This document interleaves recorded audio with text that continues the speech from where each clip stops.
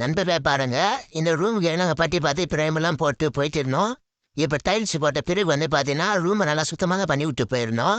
இந்த பிஓபிக்கார் வந்தாங்க. இப்போ பிஓபிக்கார் அவங்களுடைய ஒர்க்கை முடிச்சு போகும் பஸ்ஸில் அவங்களுக்கு தேவையில்லாத வேஸ்ட் பொருள் அங்கே போட்டு போயிருக்காங்க. இதை எடுத்து வெளியூர் அப்புறப்படுத்தலை.